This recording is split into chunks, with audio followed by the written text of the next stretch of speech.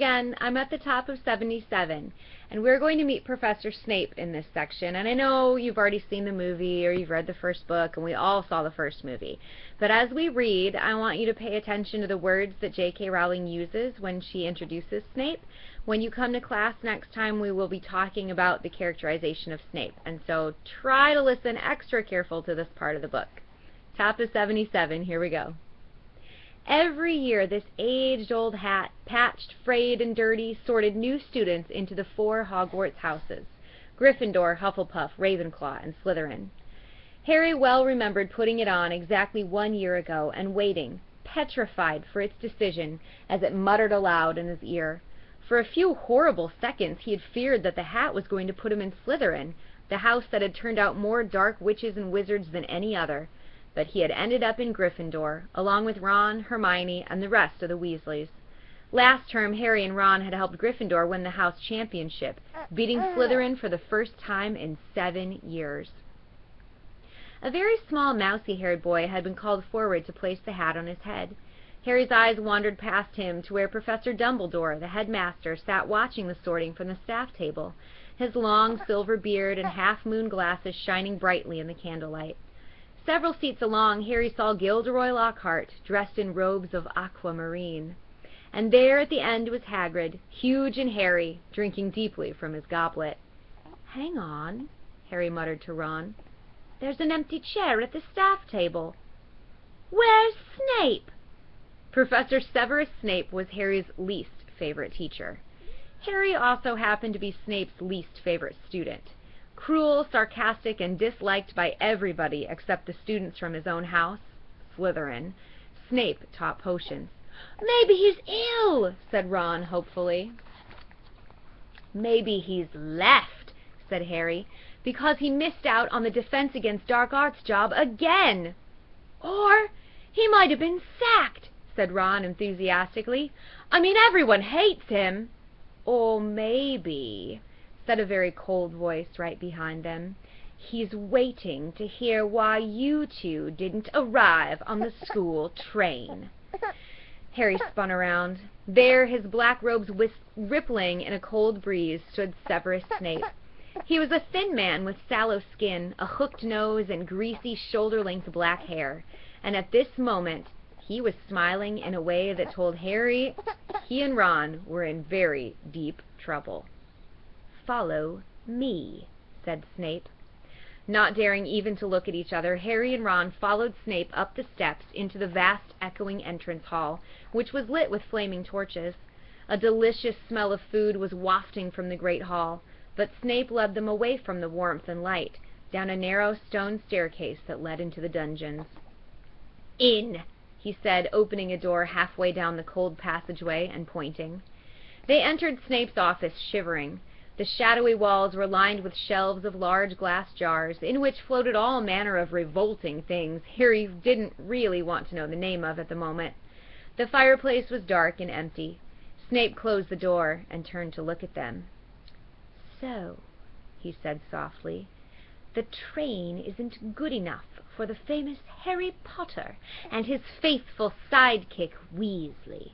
Wanted to arrive with a bang, did we, boys?" "No, sir. It was the barrier at King's Cross. It—" "Silence," said Snape coldly. "What have you done with the car?" Ron gulped. This wasn't the first time Snape had given Harry the impression of being able to read minds. But a moment later he understood, as Snape unrolled today's issue of the Evening Prophet. "You were seen," he hissed, showing them the headline. "Flying Ford Anglia Mystifies Muggles." He began to read aloud. "2 Muggles in London convinced they saw an old car flying over the post office tower. At noon in Norfolk, Mrs. Harry Bayliss while hanging out her washing. Mr. Angus Fleet of Peebles reported to police. 6 or 7 Muggles in all. I believe your father works in the Misuse of Muggle Artifacts office," he said, looking up at Ron and smiling still more nastily. "Dear, dear, his own son." Harry felt as though he'd just been walloped in the stomach by one of that mad tree's larger branches. If anyone found out Mr. Weasley had bewitched the car, He hadn't thought of that. "I noticed in my search of the park that considerable damage seems to have been done to a very valuable whomping willow," Snape went on. "Oh, that tree did more damage to us than we—" Ron blurted out. "Silence!" snapped Snape again. "Most unfortunately, you are not in my house, and the decision to expel you does not rest with me. I shall go and fetch the people who do have that happy power. You will wait here." Harry and Ron stared at each other white-faced. Harry didn't feel hungry anymore. He now felt extremely sick. He tried not to look at a large, slimy something suspended in green liquid on a shelf behind Snape's desk. If Snape had gone to fetch Professor McGonagall, head of Gryffindor House, they were hardly any better off. She might be fairer than Snape, but she was still extremely strict. 10 minutes later Snape returned, and sure enough it was Professor McGonagall who accompanied him. Harry had seen Professor McGonagall angry on several occasions, but either he'd forgotten just how thin her mouth could go, or he'd never seen her this angry before. She raised her wand the moment she entered. Harry and Ron both flinched, but she merely pointed it at the empty fireplace, where flames suddenly erupted. "Sit," she said, and they both backed into chairs by the fire.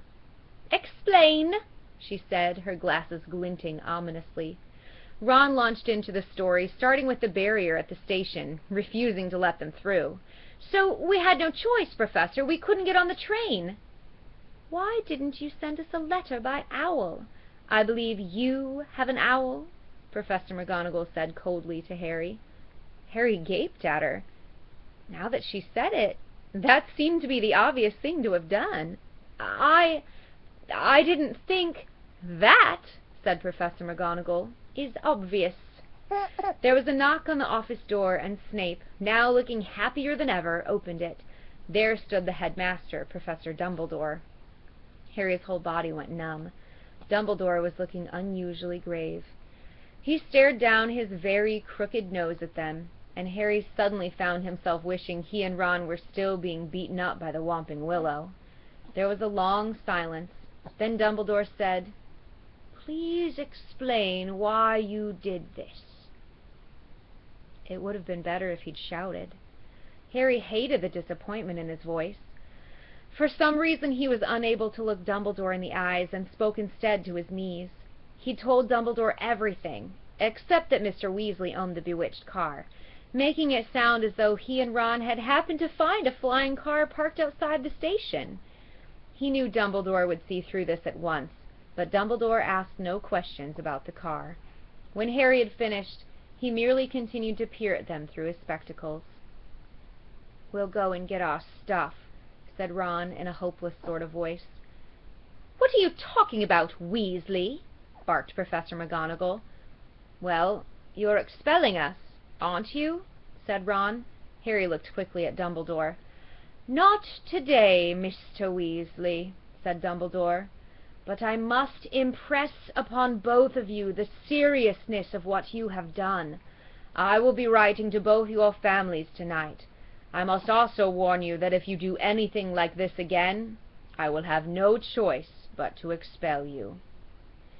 Snape looked as though Christmas had been cancelled.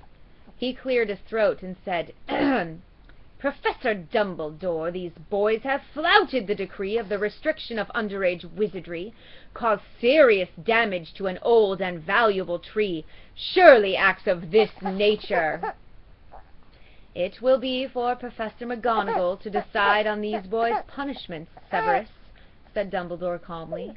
"They are in her house, and are therefore her responsibility."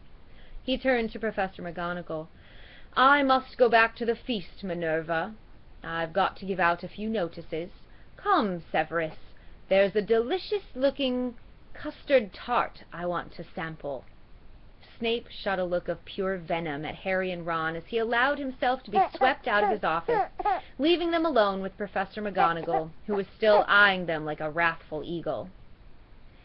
"You'd better get along to the hospital wing, Weasley. You're bleeding." "Not much," said Ron hastily, wiping the cut over his eye with his sleeve. Professor, I wanted to watch my sister being sorted. The sorting ceremony is over, said Professor McGonagall. Your sister is also in Gryffindor. Oh, good, said Ron. And speaking of Gryffindor, Professor McGonagall said sharply, but Harry cut in. Professor, when we took the car, term hadn't started, so Gryffindor shouldn't really have points taken from it, should it? He finished, watching her anxiously. Professor McGonagall gave him a piercing look, but he was sure she'd almost smiled. Her mouth looked a little less thin, anyway. I will not take any points from Gryffindor, she said, and Harry's heart lightened considerably. But you will both get detention. It was better than Harry had expected. As for Dumbledore's writing to the Dursleys, that was nothing. Harry knew perfectly well they'd just be disappointed the Whomping Willow hadn't squashed him flat.